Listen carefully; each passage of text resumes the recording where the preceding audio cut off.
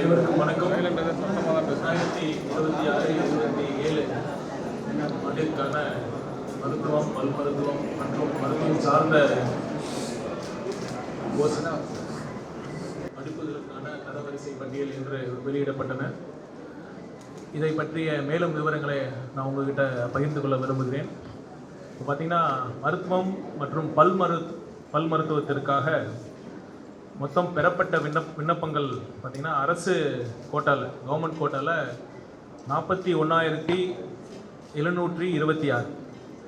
அதில் நம்ம கொள்ளப்பட்ட விண்ணப்பங்கள் பார்த்திங்கன்னா 35,926 விண்ணப்பங்களை நம்ம அக்செப்ட் பண்ணியிருக்கோம்.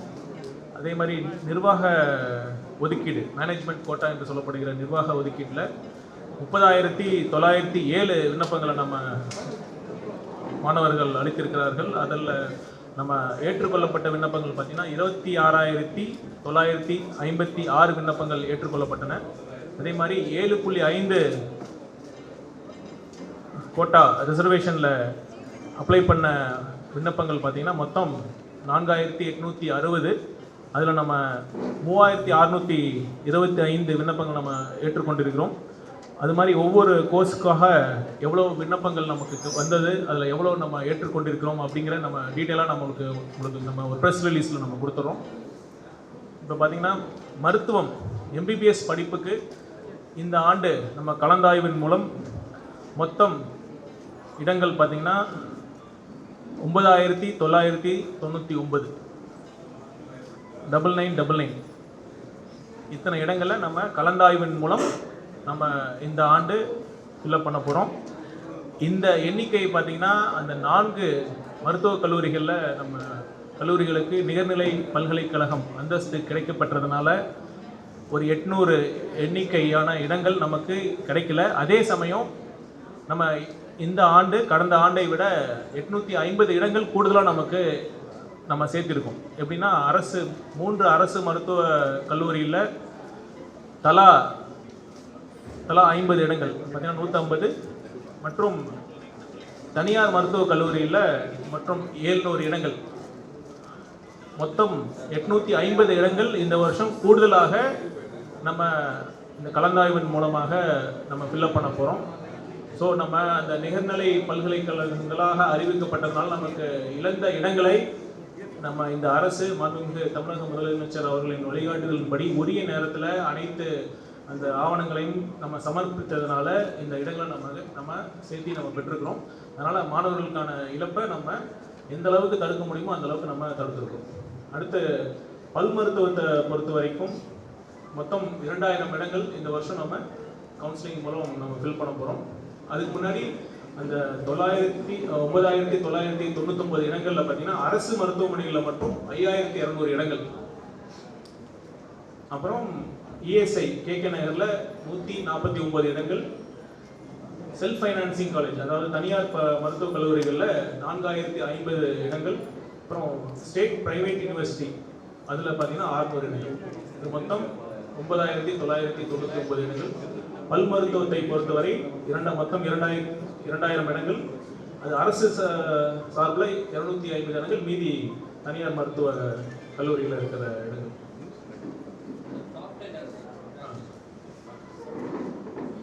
இப்போ உங்கள் முன்னாடி இந்த 2026-27 இந்த ஆண்டிற்கான தரவரிசை பட்டியலில் முதல் 10 இடங்களை பிடித்த மாணவ மாணவிகள் பேர்களை நான் வெளியிடுவதில் மகிழ்ச்சி அடைகிறேன். முதலிடம் பெற்ற மாணவரின் பெயர் வெங்கடபதி வேலாயுதம், விழுப்புரத்தை சேர்ந்த மாணவர். இவருடைய மதிப்பெண் நீட் மதிப்பெண் 705 மதிப்பெண் பெற்று முதலிடத்தை பெற்றுள்ளார். இவருக்கு அரசு சார்பில் மனமார்ந்த பாராட்டுகள். 2வது இடத்தை பிடித்த மாணவி ஸ்ரீனிகா பி. இவர் புதுக்கோட்டை மாவட்டத்தை சேர்ந்த ஸ்ரீனிகா 200 மதிப்பெண்கள் பெற்று 2வது இடத்தை பெற்றுள்ளார். 3வது இடம் விருதுநகர் மாவட்டத்தை சேர்ந்த சுடர் 696 மதிப்பெண்கள் பெற்று 3வது இடத்தை பிடித்துள்ளார். 4வது இடம் சென்னை கோடம்பாக்கத்தை சேர்ந்த மனிஷா சதீஷ் 695 மதிப்பெண்களை பெற்று 4வது இடம். 5வது இடம் ஈரோடு மாவட்டத்தை சேர்ந்த சபரி GN, இவரும் 695 மதிப்பெண்களை பெற்று 5வது இடத்தை பிடித்துள்ளார். 6வது இடம் திருநெல்வேலியை சேர்ந்த ஜெயகிருஷ்ணா, 695, இவரும் அதே மதிப்பெண்களை பெற்றிருக்கிறார். 6வது இடம் தேனி மாவட்டத்தை சேர்ந்த சம்பிதா, 693 மதிப்பெண்களை பெற்று 7வது இடத்தை பிடித்திருக்கிறார். 8வது இடம் செங்கல்பட்டை சேர்ந்த நவிதானா, 692 மதிப்பெண்களை பெற்று 8வது இடம். 9வது இடம் ஈரோடு மாவட்டத்தை சேர்ந்த நிகில் சிவானந்தன், 691. 10வது இடம் நாமக்கல் மாவட்டத்தை சேர்ந்த ஜனனி ஸ்வேதா, அவர்கள் 690 மதிப்பெண்களை பெற்று 10வது இடத்தை பிடித்துள்ளார். இவர்கள் அனைவருக்கும் மனமார்ந்த வாழ்த்துக்களை இந்த அரசின் சார்பாகவும் முதலமைச்சர் அவர்களின் சார்பாகவும் மருத்துவத்துறையின் சார்பாகவும் மனமார்ந்த வாழ்த்துக்களையும் பாராட்டுகளையும் தெரிவித்துக் கொள்கிறேன்.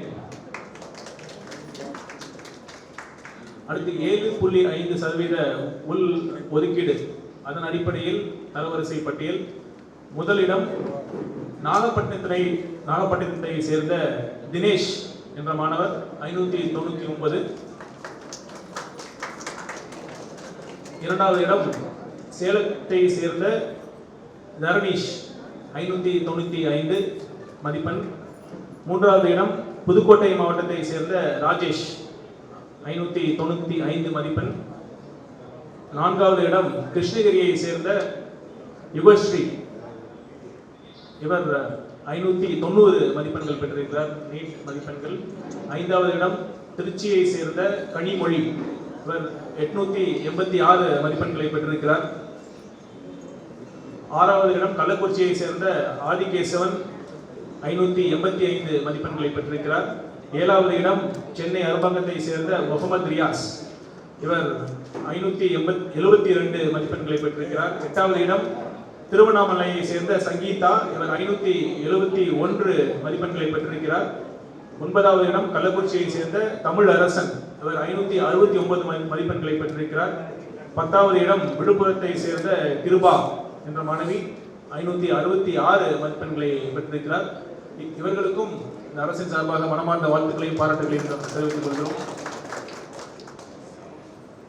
BSc நர்சிங், B.Pharm போன்ற மருத்துவ சார்ந்த படிப்புகளுக்கான தரவரிசை பட்டியல். முதலிடம் கடலூர் மாவட்டத்தை சேர்ந்த ஹேமலதா அவர்கள். இது நீட் மூலமா +2 மதிப்பெண்கள் அடிப்படையில் தரவரிசை பட்டியல் நம்ம தயார் பண்ணியிருக்கோம். 2வது இடம் கடலூர் மாவட்டத்தை சேர்ந்த மெர்லின். 3வது இடம் கடலூர் மாவட்டத்தை சேர்ந்த கீர்த்தனா. முதல் 3 இடங்களுமே கடலூர் மாவட்டத்தை சேர்ந்தவர்களாக இருக்கிறார்கள். அடுத்து 4வது இடம் திருப்பத்தூரை சேர்ந்த சுரேஷ் பானு. 5வது இடம் தஞ்சாவூரை சேர்ந்த ஆகாஷ். 6வது இடம் கடலூரை சேர்ந்த யோகேஸ்வரி. 7வது இடம் கடலூரை சேர்ந்த முகமது சாஹித். 8வது இடம் திருச்சியை சேர்ந்த ஸ்டீஃபன்சன் ஜோசப். 9வது இடம் நாகப்பட்டினத்தை சேர்ந்த பவதாரணி. 10வது இடம் விழுப்புரத்தை சேர்ந்த அர்ஷத். இவர்களுக்கும் நம் அரசின் சார்பாகவும் மருத்துவத்துறையின் சார்பாகவும் மனமார்ந்த வாழ்த்துக்களையும் பாராட்டுகளையும் தெரிவித்துக் கொள்கிறோம். இந்த நேரத்தில் இன்னொரு முக்கியமான விஷயத்தை நம்ம எல்லா மாணவர்களுக்கும் பெற்றோர்களுக்கும் நம்ம சொல்ல வேண்டிய ஒரு கடமை இருக்கு. இப்போ பார்த்தீங்கன்னா என்னென்ன ஆவணங்களை இந்த கவுன்சிலிங் இந்த ஆண்டுக்கான மருத்துவம், பல் மருத்துவம் மற்றும் இந்த மருத்துவம் சார்ந்த படிப்புகளுக்கான ஆவணங்கள் எது சப்மிட் பண்ணோம் அப்படின்னு நம்ம ஏப்ரல் 28ஆம் தேதியை நம்ம அறிவிச்சிருக்கிறோம். அப்புறம் விண்ணப்பம் பண்ணுவதற்கான காலம் பார்த்தீங்கன்னா 23/7/2026 வரைக்கும் நம்ம கொடுத்துருக்கோம். 29/6/2006 இருந்து 23/7/2006 வரைக்கும் கொடுத்துருக்கோம். அதுக்கப்புறம் மாணவர்களின் கோரிக்கையை ஏற்று அது அந்த காலத்தில் விண்ணப்பம் அப்ளை பண்ணுறதுக்கான அந்த பீரியடில் அப்ளை பண்ண முடியாதவங்களோட கோரிக்கையை ஏற்று 2 நாட்கள் நம்ம நீடிச்சு கொடுத்துருக்கோம். பார்த்தீங்கன்னா 26/7/2026 மற்றும் 27/7/2026 ஆகிய 2 நாட்களும் நம்ம கூடுதலாக நம்ம கொடுத்துருக்கோம். அதுக்கப்புறம் அவங்க விண்ணப்பங்கள்ல சிறு சிறு தவறுகள் இருந்ததுனால அவங்க சிலது மாற்றணும், தவறுதலாக நாங்கள் அப்லோட் பண்ணிட்டோம், சில இதை நம்ம காலம்ஸ் விடுபட்டுட்டோம் அப்படின்னு சொன்னதுனால இந்த ரெக்டிஃபை பண்ணுறதுக்கான ஒரு விண்டோ நம்ம கொடுத்தோம். அதை சரி செய்வதற்கான ஒரு கால அவகாசத்தை நம்ம கொடுத்தோம். அது எப்போ கொடுத்தோம்னா 5/8/2026 முதல் 7/8/2026 ஆகிய 3 நாட்கள் வந்து நம்ம அந்த சரி செய்வதற்கான அந்த இடைவெளியான அந்த கால அவகாசத்தையும் நம்ம கொடுத்தோம். இனிமேல் நான் இப்போ என்ன சொல்ல வரோன்னா, இனிமேல் புதிய விண்ணப்பங்களோ, இந்த விண்ணப்பங்கள் ஏற்கனவே நீங்கள் சமர்ப்பித்த விண்ணப்பங்களை மாற்றுதல் கோரி நீங்கள் ஒரு ரிக்வஸ்ட் வந்ததுன்னா அதை ஏற்க முடியாத சூழல் தான் இருக்குது. ஏன்னா இந்த அட்டவணை நம்ம இந்த கலந்தாய்வு ஒன்றிய என்எம்சி டிடிஹெச்எஸ் அவங்க கொடுக்குற அட்டவணைப்படி நம்ம இந்த கலந்தாய்வு செய்ய வேண்டிய சூழல் இருக்கிறதுனால இனிமேலும் இதை வேற நீங்கள் அடிஷ்னல் டாக்குமெண்ட்ஸோ இல்லை வேற நீங்கள் தவறுதலாக நீங்கள் பண்ணியிருந்தீங்கன்னா அதை ரெக்டிஃபை பண்ணக்கூடிய சூழல் இல்லை. அதனால் இனிமேல் அந்த கலந்தாய்வு நடக்கிற சமயத்தில் இந்த மெரிட் லிஸ்ட்டை மாற்றக்கூடிய சூழல் இருக்காது என்பதை நான் அனைவருக்கும் தெரிவித்துக் கொள்கிறேன்.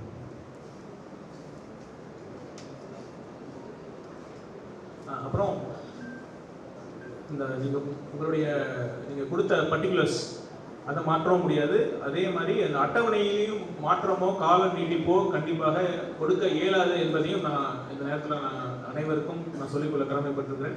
எனவே மாணவர்கள் தமிழ்நாடு மாநில தேர்வுக்குழு இணையதளத்தில் குறிப்பிட்டுள்ள அட்டவணைப்படி கலந்தாய்வில் தவறாமல் கலந்து கொள்ள அறிவுறுத்தப்படுகிறார்கள். மீண்டும் ஒரு முறை குறிப்பிட விரும்புகிறேன், கலந்தாய்வு நடைமுறையில் எந்தவித கால நீட்டிப்பும் செய்யப்பட இயலாது. அதனால மாணவர்கள் ரொம்ப கவனமாக இந்த நம்ம தேர்வுக்குழு இணையதளத்தை நீங்கள் பார்த்து அந்த எந்த தேதியில் உங்கள் கலந்தாய்வு இருக்குமோ அந்த தேதியில் நீங்கள் தவறாமல் கலந்து கொள்ளணும்னு நான் கேட்டுக்கிறேன்.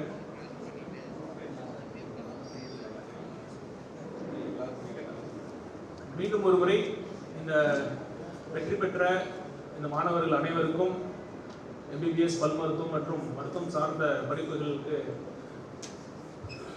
தேர்வு செய்யப்பட போகிற மாணவிகள் அனைவருக்கும் வாழ்த்துக்கள். நம்ம ஏற்கனவே நம்ம முதலமைச்சர் சொன்ன மாதிரி தான், நீட் ஒரு பெரிய வாய்ப்பு தான், யாரும் மறுக்க முடியாது.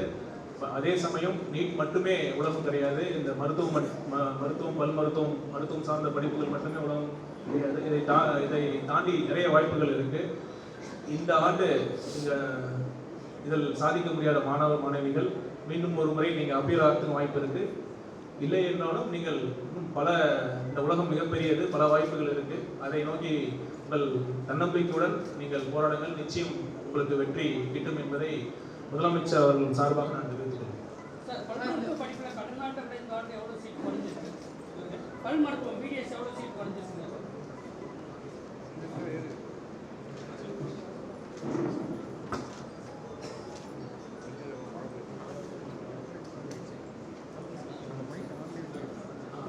மொத்தம் 200 சீட்டு பல் மருத்துவத்தை பொறுத்த வரைக்கும் நம்ம கலந்தாய்வுகளுக்கு நம்ம குறைஞ்சிருக்கு. சென்ற ஆண்டை விட இதில் கம்மியாக இருக்குது. அது காரணம் பார்த்தீங்கன்னா, ஒரு காலேஜ் டீரெகனைஸ் ஆகிருக்கு, ஒரு காலேஜ் நம்ம டீம்டு யூனிவர்சிட்டினால நம்ம அந்த கலந்தாய்வின் இந்த ஷெடியூல் வந்து வெளில போயிருக்கு. அதனால் மொத்தம் 200 இடங்கள் பல் மருத்துவத்தை பொறுத்த வரைக்கும் நம்ம இந்த ஆண்டு குறைவாக இருக்கு.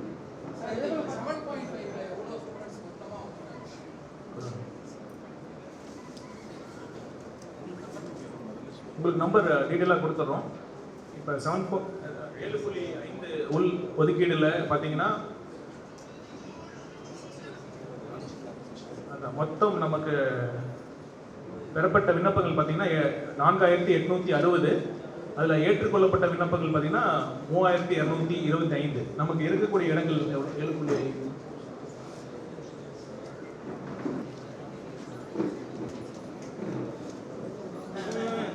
எம்பிபிஎஸ் மருத்துவ படிப்பை பொறுத்தவரை 7.5% இடஒதுக்கீடு மூலம் 537 இடங்கள் நம்ம ஃபில் பண்ண போகிறோம் இந்த ஆண்டு. அதே பல் மருத்துவத்தை பொறுத்த வரைக்கும் 104 இடங்கள், மொத்தம் பார்த்தீங்கன்னா 641 இடங்கள் நம்ம இந்த 7.5 இடஒதுக்கீடு மூலமாக நம்ம இந்த ஆண்டு நம்ம ஃபில் பண்ண போகிறோம்.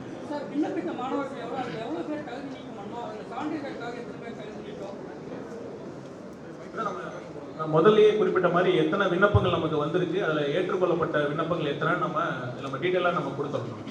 எவ்வளோ விண்ணப்பங்கள் அதில் வந்து என்ஆர்ஐலாம் நிறைய டீபார்ட்லாம் பண்ணோம், அதுபோல் ஏதாவது வந்து தவறான சான்றிதழ் கொடுத்துருக்காங்களா? போலி ஆவணங்கள் கொடுத்து அதை தகுதி நீக்கம் பண்ண மாணவ மாணவிகளும் உண்டு. பார்த்தீங்கன்னா 2024 ஆண்டில் பார்த்தீங்கன்னா 9 பேர் இந்த மாதிரி போலி ஆவணங்கள் கொடுத்ததுனால நம்ம தகுதி நீக்கம் பண்ணியிருக்கோம். அதே 2025 ஆண்டு, அதாவது போன வருஷம் 25 போலி ஆவணங்கள் நம்ம கண்டுபிடிச்சிருக்கோம். இந்த ஆண்டு பார்த்தீங்கன்னா 5 மாணவர்கள் போலி சான்றிதழ் சமர்ப்பித்தது நம்ம கண்டுபிடிச்சிருக்கோம். இது தவிர என்ஆர்ஐ கோட்டாவில் பார்த்தீங்கன்னா நம்ம அந்த தூதரக ஒரு சான்றிதழ் நம்ம கேட்டு நம்ம பண்ணியிருக்கோம். என்ன அவங்க உண்மையாலுமே அவங்க என்ஆர்ஐ தானா அப்படிங்கிற மாதிரி. அதன் நம்ம ப்ராசஸில் இருக்கு.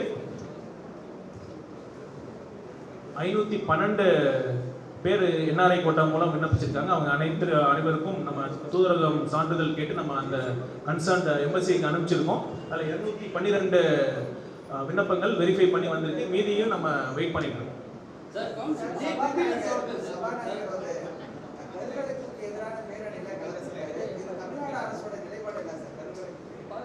இது முடிச்சிடலாம்.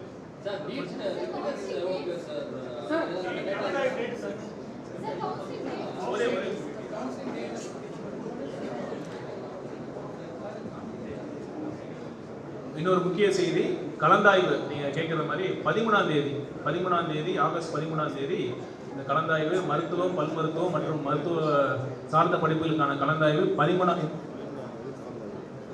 மருத்துவம் அண்ட் பல் மருத்துவம் மட்டும் ஆகஸ்ட் 13ஆம் தேதி நம்ம என்ன அதிகாரிகள் என்ன சொல்றாங்கன்னா, நம்ம விண்ணப்பங்கள்ல ஃபர்ஸ்ட் டைமா இல்லை ரிப்பீட்டாங்கிற காலம் இல்லை, அதனால அது வாலண்டரி டேட்டா தான் அப்படின்னு சொல்லியிருக்காங்க.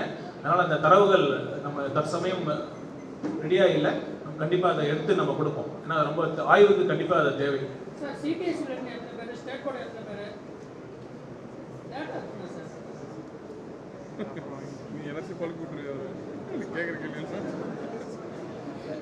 அதாவது பார்த்தீங்கன்னா இது ஒரு இல்லை இது ரொம்ப முக்கியமான கேள்வி தான்.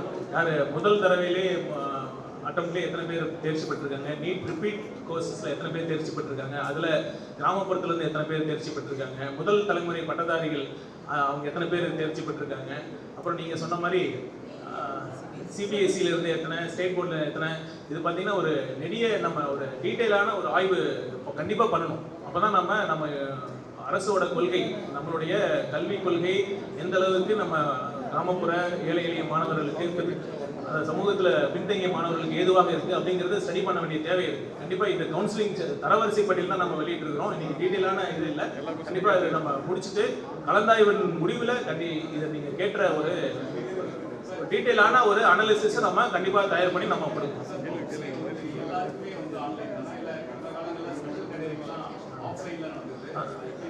ஸ்பெஷல் கேட்டகரி மாணவர்களுக்கு ஆஃப்லைன் மூலமாக தான் இந்த வருஷமும், சென்ற ஆண்டு போலவே இந்த வருஷமும் ஆஃப்லைன் மூலமாக தான் அந்த கலந்தாய்வு நடக்கும். அவங்களுக்கு மட்டும்.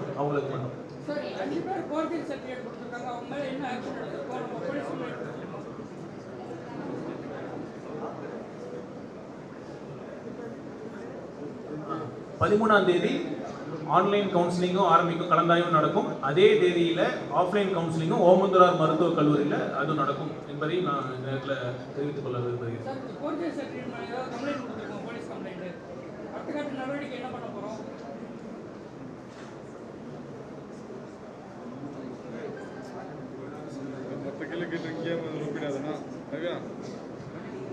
கண்டிப்பாக பார்த்தீங்கன்னா ஒவ்வொரு இடமும் ரொம்ப முக்கியம்.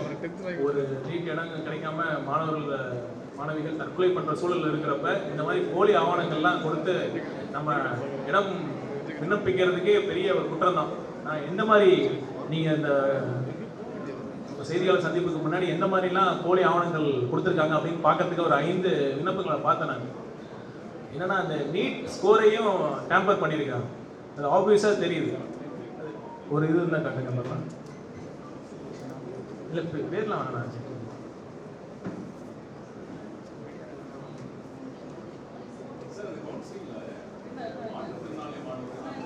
ஒரே நிமிஷம் அதை முடிச்சிடுறேன்.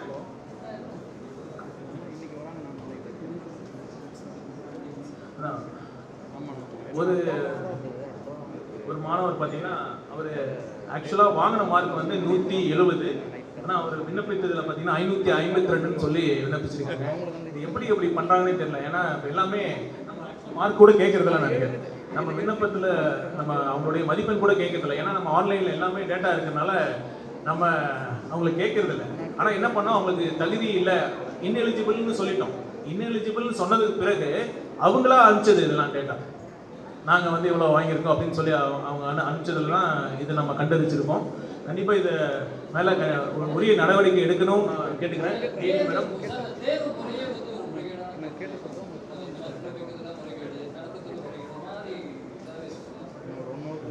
அதாவது நானும் போட்டித் தேர்வில் எழுதியிருக்கேன். நானும் இதே இல்லை ஒரே நிமிஷம் நான் முடிச்சிடறேன். பார்த்தீங்கன்னா இந்த முறைகேடு இந்த நீட்டில் மட்டும் இல்லை. பார்த்தீங்கன்னா ஒன்றிய லெவலில் நடக்கிற பல்வேறு எக்ஸாம்ஸில் அந்த யூபிஎஸ்சி தேர்வு முறையாக இருக்கட்டும், அந்த எஸ்எஸ்ஐயாக இருக்கட்டும், ஸ்டாஃப் செலெக்ஷன் கமிஷனாக இருக்கட்டும், பல்வேறு இதில் தேர்தலில் தேர்வுன்னு இருந்தால் அங்கே முறைகேடு பண்ணுறதுக்குன்னே சில பேர் குரூப் இருக்க தான் செய்கிறாங்க. அது இல்லைன்னா இல்லை. ஆனால் நீட்டை பொறுத்த வரைக்கும் நம்ம தொடர்ந்து நம்ம வலியுறுத்திட்டு தான் இருக்கிறோம். இந்த நீட் நம்ம தமிழ்நாடு நம்ம கொள்கைக்கு எதிரானது, மாநில உரிமைகளுக்கு எதிரானது, ஏழை எளிய மாணவர்களுக்கு எதிரானது. அதனால் நம்ம தொடர்ந்து நம்ம எதிர்த்துட்டு இருக்கோம். இதற்கு தேவையான சட்ட போராட்டங்களும் நம்ம தொடர்ந்து பண்ணிட்டு தான் இருக்கோம்.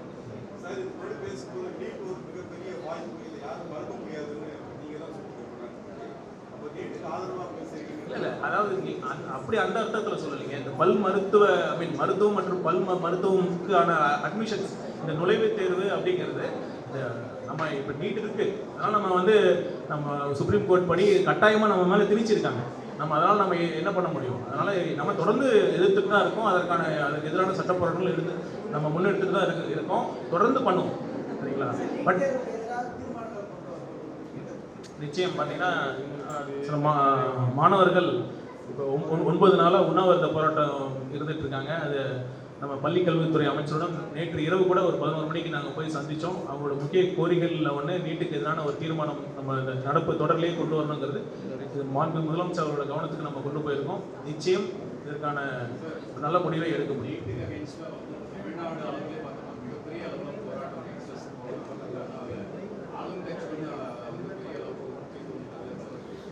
நம்ம அரசே நம்ம ஆட்சியில் இருக்கிறோம். நம்ம அதற்கு தகுந்தபடி நம்மளுடைய போராட்டங்கள் இருக்கும். பார்த்தீங்கன்னா சட்டம் அவங்க நீதிமன்றத்தில் நம்ம எந்த அளவுக்கு நம்ம வாதங்களை திறமையாக எடுத்து வைக்கணும். நம்ம சிறந்த வழக்கறிஞர்கள் அவங்கள அப்பாயிண்ட் பண்ணி சட்ட போராட்டத்தின் மூலமாக தான் ஒரு நிரந்தர தீர்வு கிடைக்கும். நம்ம தொடர்ந்து வலியுறுத்திட்டு தான் இருக்கிறோம். நம்ம மாண்புமிகு முதலமைச்சர் அவர்கள் பார்த்தீங்கன்னா முன்னாடியே தேர்தலுக்கு முன்னாடியே நீட்டுக்கான இன்னொரு தீர்வும் நம்ம சொல்லியிருக்காங்க. இதுக்கு நிரந்தர தீர்வுனா இந்த கல்வி அது பொதுப்பட்டியலிருந்து மாநில பட்டியலுக்கு மாறும். அதுதான் நிரந்தர தீர்வாக இருக்கும். நம்ம தொடர்ந்து சொல்லிகிட்டே இருக்கிறோம். இந்தியா வந்து ஒரு கூட்டமைப்பு, ஒரு ஃபெடரல் பாலிட்டி. அதில் ஒன்றிய அரசு வந்து பார்த்திங்கன்னா அவங்களுக்கு பல முக்கிய பணிகள்லாம் இருக்குது, கடமைகள்லாம் இருக்குது. வெளியுறவுத்துறை, பொருளாதாரம், அந்த கம்யூனிகேஷன்ஸ், அந்த மாதிரி இந்த மாதிரி மருத்துவம், கல்வி இதெல்லாம் அந்தந்த மாநிலங்களுக்குலாம் விட்டுறது தான் சரியானதாக இருக்கும். ஆனால் இப்போ பார்த்திங்கன்னா ஒன்றிய அரசு சார்பில் மத்திய கல்வி மருத்துவ கல்லூரிலாம் நிறைய இடங்கள் இருக்குது. பார்த்திங்கன்னா ஜிப்மர் இருக்குது, எய்ம்ஸ் இருக்குது. ஸோ அதனால தான் நம்ம என்ன சொல்கிறோம், அது பொதுப்பட்டியலில் இருந்தால் கூட ஒரு சிறப்பு ஒரு பொதுப்பட்டியல் ஸ்பெஷல் கன்கரண்ட் லிஸ்ட்னு கொண்டு வந்து அந்த லிஸ்ட்டில் கல்வியும் மருத்துவத்தையும் நம்ம இணைத்து அதில் கொண்டு வந்ததுக்கு பிறகு இந்த கல்வியில் ஒரு மாநில அரசு ஒரு லாவை கொண்டு வந்தோம்னா, ஒருவேளை அது ஒன்றிய சட்டத்தோட ஒரு கான்ஃப்ளிக்ட் இருந்ததுன்னா இந்த மாநில சட்டம் தான் செல்லுபடி ஆகும். அப்படிங்கிற முறையில் ஒரு ஸ்பெஷல் கண்ட்ரோல் லிஸ்ட் கொண்டு வரணுங்கிறது தான் மாண்புமிகு முதலமைச்சர் அவர்கள் ஒரு தீர்வாக சொல்லியிருக்காங்க. நிச்சயம் பார்த்தீங்கன்னா எல்லாத்துக்கும் ஒரு தீர்வு கண்டிப்பாக கிடைக்கும். இதற்கான நேரம் காலம் தான் கூடி வரணும். நம்ம தொடர்ந்து போராடிட்டே இருக்கோம். நிச்சயம் ஒரு நாள் நிலைமை மாறும். இந்த கல்வி மாநில பட்டியலுக்கு மாறும்.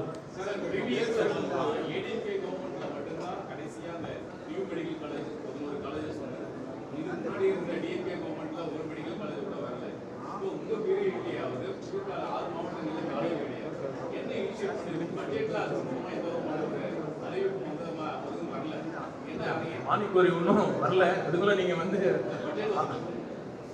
பட்ஜெட்ல மாண்பு முதலமைச்சர் அவர்களின் லட்சியம் பார்த்தீங்கன்னா அனைத்து தரப்பட்ட மக்களுக்கும், அது கிராமத்தில் இருந்தாலும் சரி, நகரத்தில் இருந்தாலும் சரி, அவர் ஏழையாக இருந்தாலும் சரி, பணக்காரராக இருந்தாலும் சரி, தரமான மருத்துவ சேவை கொடுக்கணும். அதுதான் லட்சியம். அது கண்டிப்பாக இந்த 5 ஆண்டுகள் இறுதியில் அது எட்டப்படும் என்பதை நான் உறுதியாக சொல்லிக்கொள்ள விரும்புகிறேன். சரிங்களா?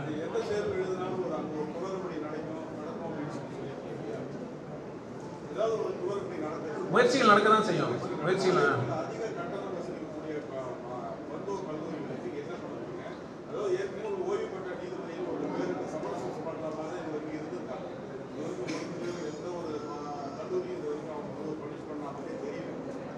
இல்லை பார்த்தீங்கன்னா இந்த ஆண்டு இந்த மாதிரி கூடுதல் கட்டணம் வசூலித்தாங்க அப்படிங்கிற ஒரு புகார் வந்தப்போ நம்ம ஒரு கமிட்டி அப்பாயின்ட் பண்ணியிருக்கோம். ஃபஸ்ட்டு ஒரு கமிட்டி அப்பாயின்ட் பண்ணப்போ அவங்களுடைய அந்த அனைத்து எவிடன்ஸையும் ஃபுல்லாக கலெக்ட் பண்ணனால மீண்டும் ஒரு முறை ஒரு கமிட்டி அப்பாயின்ட் பண்ணியிருந்தோம். அந்த கமிட்டி கூட ஒரு 4 கல்லூரிகள் மீதான இறுதி ரிப்போர்ட்டை கொடுத்துருக்காங்க.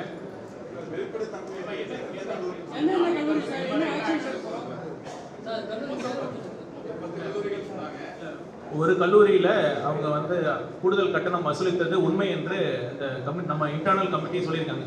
அது அடுத்த கட்டமாக ஃபீஸ் ஃபிக்சேஷன் கமிட்டி, இப்போ பார்த்தீங்கன்னா என்எம்சி கைட்லைன்ஸ் படி ஃபீஸ் ஃபிக்சேஷன் கமிட்டிக்கு நம்ம ரெஃபர் பண்ணியிருக்கோம். அவங்க என்ன மாதிரி அவங்களும் அந்த உறுதி பண்ணது பிறகு என்ன மாதிரி நடவடிக்கை எடுக்கணும்னு அவங்க சொன்னது பிறகு கண்டிப்பாக நாங்கள் அதிகாரப்பூர்வமாக அறிவிப்போம்.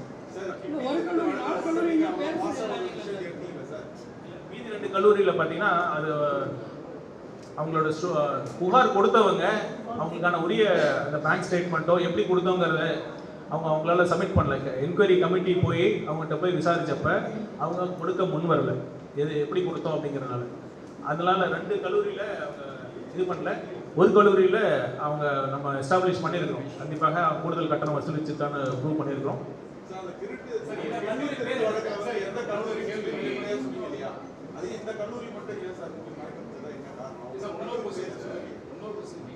கூடுதல் கட்டணம் வசூலிக்கப்பட ஒரு கல்லூரியில் உருவாயிருக்கின்றீங்க, என்எம்சி கைட்லைன்ஸ் படி நடவடிக்கை எடுக்கின்றீங்க. ஸ்டேட் கவர்மெண்ட் வந்து டைரக்டாக அந்த கல்லூரிகள் நடவடிக்கை பற்றி எந்த ஆலோசனை கிடையாது. இல்லை, அதான் அந்த கைட்லைன்ஸ் இருக்குது. அது அதிக கட்டணம் வசூலித்தாங்கன்னு ப்ரூவ் பண்ணால் என்ன பண்ணணும், எந்த மாதிரி நடவடிக்கை எடுக்கணும்னு நமக்கு அது கைட்லைன்ஸ் இருக்குது. எல்லாம் விதிப்படி அந்த சட்டப்படி தான் நம்ம பண்ணணும். நம்ம அதிகாரம் இருக்குது, நம்ம பண்ண முடியாது. கண்டிப்பாக இன்றைக்கி தான் நான் வந்து இந்த செய்தியாளர் சந்திப்புக்கு முன்னாடி அதை தான் நான் ரிவ்யூ பண்ணேன், வந்திருக்கு. கண்டிப்பாக அடுத்த கட்டத்துக்கு எட்டியிருக்கு அப்படிங்கிறத நான் தெளிவாக சொல்லிக்கிறேன். ஃபீஸ் ஃபிக்சேஷன் கமிட்டிக்கு நான் ரெஃபர் பண்ணியிருக்கோம். ரெஃபர் பண்ணது பிறகு அவங்களுடைய ஆக்ஷன்ஸ்க்கு கண்டிப்பாக அதிகாரப்பூர்வமான அறிவிப்பு.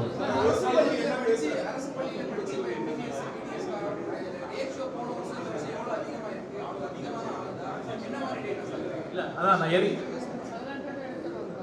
ஏற்கனவே சொன்ன மாதிரி அதை ஒரு முழு ஒரு ஆய்வு நம்ம பண்ண வேண்டியது இருக்குது. இது இன்றைக்கி தரவரிசை பட்டியல் தான் இன்றைக்கி நான் வெளியிட்டிருக்கோம். கலந்தாய்வுக்கு பிறகு எந்தெந்த அரசு, இந்த கிராமத்துலேருந்து எத்தனை பேர் மாணவர்கள், அரசு பள்ளியில் எத்தனை பேர் வந்திருக்காங்க, அரசு பள்ளியிலிருந்து ஜென்ரல் ஒதுக்கீட்டில் எத்தனை மாணவர்கள் எம்பிபிஎஸ் கிடச்சிருக்கு, 7.5% எத்தனை பேர் நமக்கு கிடச்சிருக்காங்க, இல்லை அரசு மாணவர்கள் வந்து 7.5% மட்டும்தான் அவங்களுக்கு எம்பிபிஎஸ் சேர்ந்துருக்காங்களா, இந்த மாதிரி நம்ம டீட்டெயிலான ஒரு ஆய்வு, ஒரு சமூக பொருளாதார ஆய்வு நம்ம பண்ண வேண்டியது கண்டிப்பாக பண்ணுவோம்.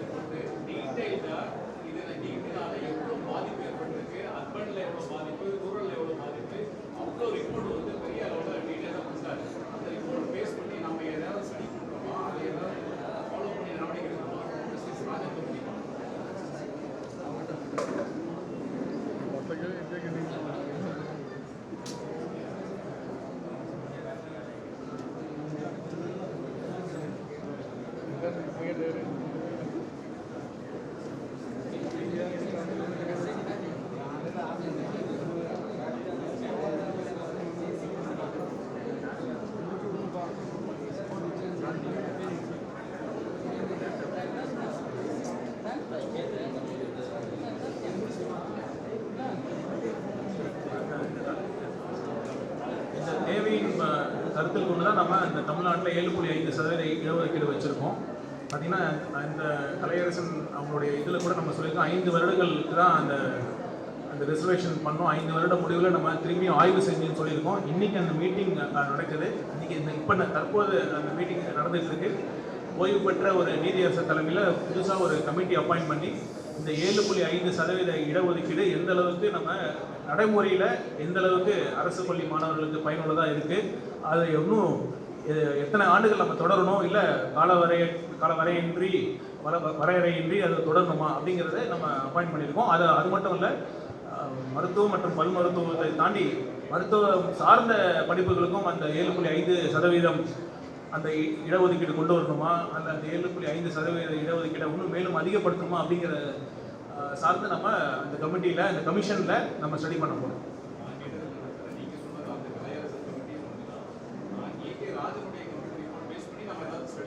இல்லை, கண்டிப்பாக பண்ணிட்டு தான் இருக்கிறோம். கூடிய விரைவில் பாருங்கள், நம்ம இந்த நீட்டுக்கு எதிரான அனைத்து என்ன விதமான நடவடிக்கைலாம் நம்ம அரசு மேற்கொள்ள முடியுமோ அதெல்லாம் கண்டிப்பாக பண்ணலாம். இல்லை அவங்க ஒத்துக்கல. நம்ம எவிடன்சஸ்லாம் நம்ம அதிக கட்டணம் வசூலிச்சிருக்காங்கன்னு எஸ்டாப்ளிஷ் பண்ணியிருக்கிறோம். இதில் வந்து மறைக்கிறதுக்குலாம் எதுவுமே இல்லை.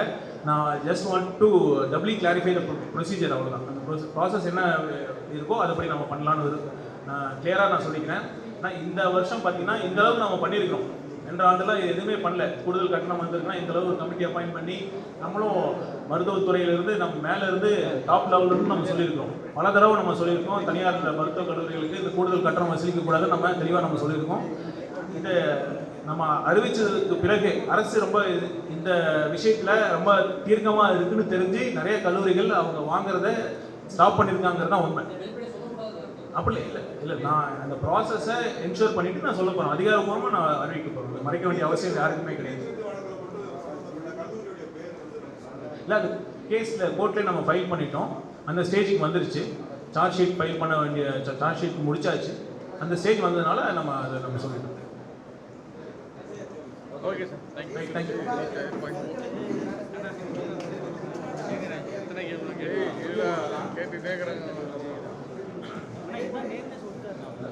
கருக்கலைப்பு என்பது ஒரு பார்த்தீங்கன்னா மெடிக்கல் டெர்மினேஷன் ஆஃப் ப்ரெக்னன்சி அப்படிங்கிற சட்டத்தின் மூலமாக நம்ம ரெகுலேட் பண்ணுறோம். இத்தனை மாதத்துக்குள்ளே நம்ம சட்டப்படி கருக்கலைப்பு பண்ணலாம் அப்படிங்கிறது இருக்குது. அதை தாண்டி அவர் எந்த அர்த்தத்தில் எந்த மாதத்துக்கு பிறகு கருக்கலைப்பு பண்ணக்கூடாது அப்படிங்கிற சொன்னாலும் தெரியல. பட் ஆனால் சட்டப்படி தற்போது இருக்கிற சட்டப்படி 20 மாதம் தானே, அப் டு 20 வாரங்கள் கர்ப்பம் தரித்து 20 வாரங்கள் வரை பெண்கள் சட்டப்படி கருக்கலைப்பு செய்யலாம். ஆனால் எந்தெந்த காரணங்களுக்காக கருக்கலைப்பு செய்ய முடியும், அதற்கு யாருடைய கன்சென்ட் இசைவு தேவை என்பது எல்லாமே சட்டப்படி நம்ம மெடிக்கல் டெர்மினேஷன் ஆஃப் ப்ரெக்னன்சி அப்படிங்கிற சட்டத்தின்படி நம்ம ரெகுலேட் பண்ணுறோம். அதனால் கருக்கலைப்பு கண்டிப்பாக மருத்துவத்துறையில் நிறைய சந்தர்ப்பங்களில் மருத்துவ ரீதியாக அது தேவைப்படுது. அதை நம்ம பண்ணி தான் ஆகும். ஆனால் நம்ம மாண்புமிகு பேரவைத் தலைவர் அவர்கள் எந்த அர்த்தத்தில் சொன்னாலும் தெரியல, நீங்கள் அதை தவறான அர்த்தத்தில் புரிந்து கொள்ள வேண்டாம்.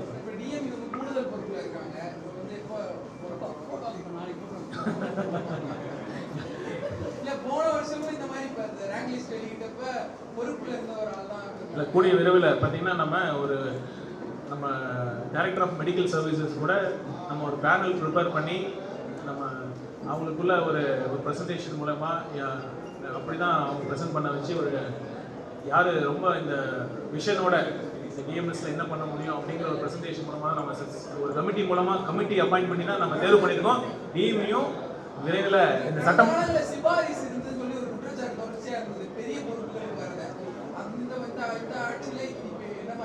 மருத்துவத்துறையில் மட்டும் இல்லை, எந்த துறையிலுமே அனைத்து அமைச்சரவையிலும் எந்த துறையிலும் சிபாரிசுக்கு பேச்சுக்கே இடமில்லை. கண்டிப்பாக தகுதியான மருத்துவர், இங்கே அரசு பணியில் இருக்கிற மருத்துவர் டிஎம்ஐயாக விரைவில் நியமிக்கப்படுவார். நன்றி.